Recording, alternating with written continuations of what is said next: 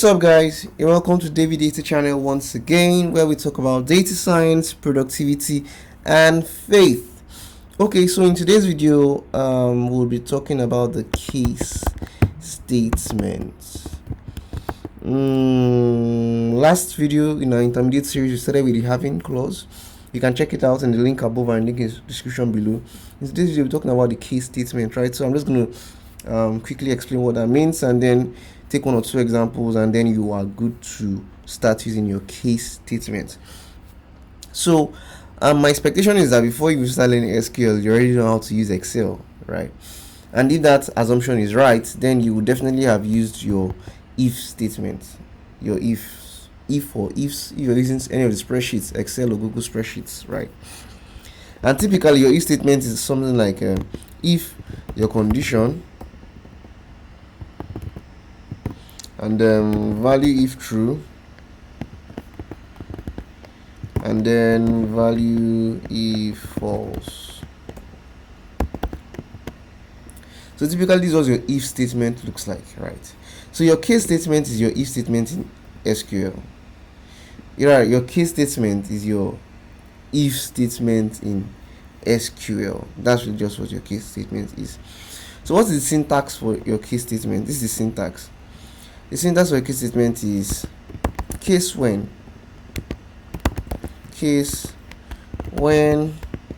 your condition, then value if true,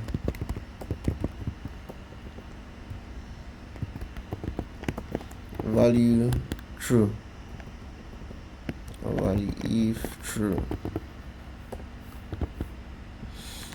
And then we could also have when the same thing again, condition, then value if true. So we can have several whens, several multiple conditions, and then else. So the else is optional,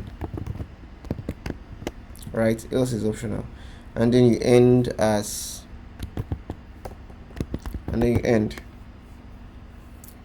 as, because oftentimes when you do your case statement, a new column will be created, then you end as whatever you want to call the new column. So let's call it new column name, new column name. So really this is what your case syntax looks like, right? So I'm just going to put a comment block, put this within a comment block, and then we can try it out. Okay, so let's select star,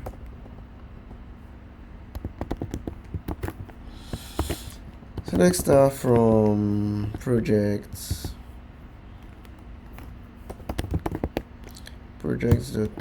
data.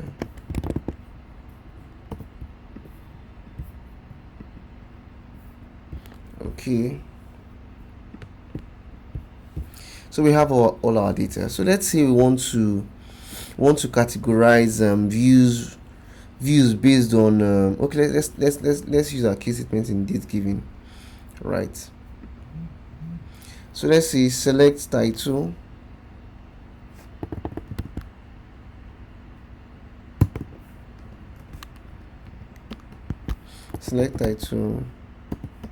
select views or likes, let's use likes, and then case when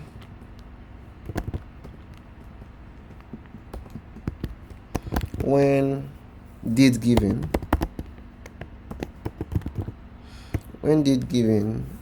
is what did we do? When date given is equal to December, this is string, remember, December 21, then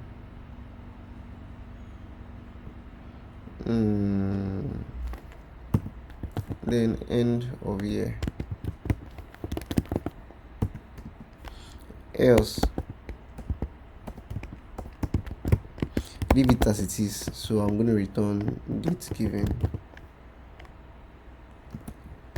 end as date date transform. All right, so let's run this query. So in MySQL you have this button here that lets you like clean up, beautified and reformat the SQL script according to standard SQL writing. So you can just use it and then it reformats it the way like it should be for readability. When we start doing joins and CTEs, it will help you like to make your queries readable to a third party. So we're just going to run this query right now. So you can see that we have date transform end of year because this is December 2021. So we see end of year, end of year, end of year, end of year, end of year, end of year, end of year, end of year, end of year. You can see that, and the rest of the dates remains the same. So and stuff like that. So oh, this is supposed to be end as I didn't put my as. I was wondering why the colon name changed. Okay. So this is what it is, right? End as dates transform or end the both sides work. So let me see something. So what if you had multiple conditions and multiple, so there always has to be something in your end clause.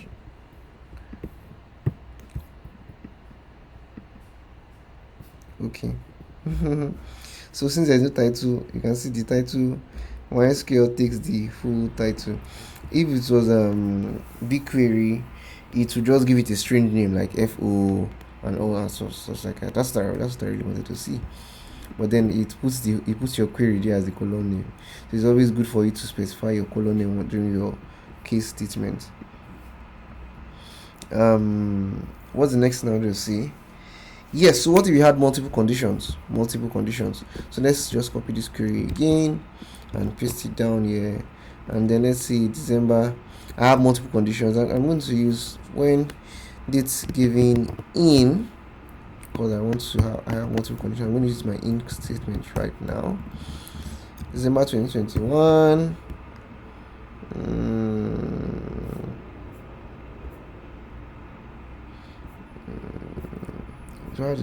Yeah, I think so.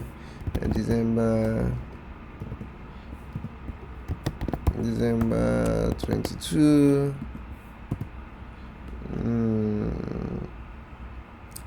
I also have December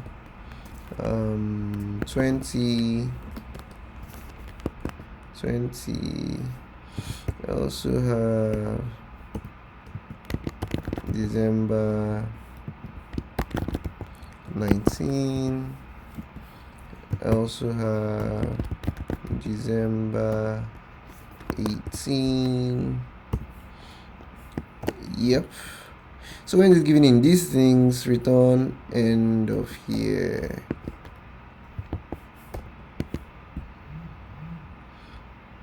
Return end of year.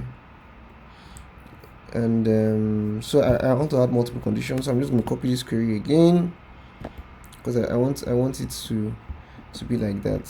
Sorry, I'm copying. I'm lazy, so I just copy it. Okay. So I'm going to use let me see, August 21, August 22, August 20, August 19, August 18. So I'm having multiple case statements and multiple conditions within just case statements. I'm going to have here January 21, January 22, January 20, January 19, January 18, beginning of year,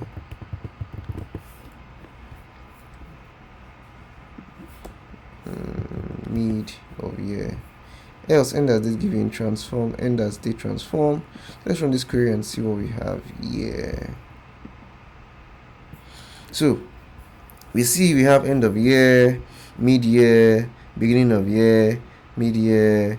So I didn't put February in any of my conditions, so you can see February, October still here because I said leave as that. You can see this. So this is really what your case statement is like. You can use your case statement for several things, for aggregation and stuff like that. Okay, let's do something. When date given is equal to this, then let me try something. Then like times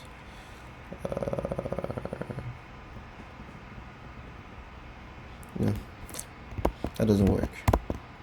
So but then really this is what your case statement is like, or you can play around with it, use it to do your if when in your queries, right? All right, thanks so much guys. We'll meet again in the next video.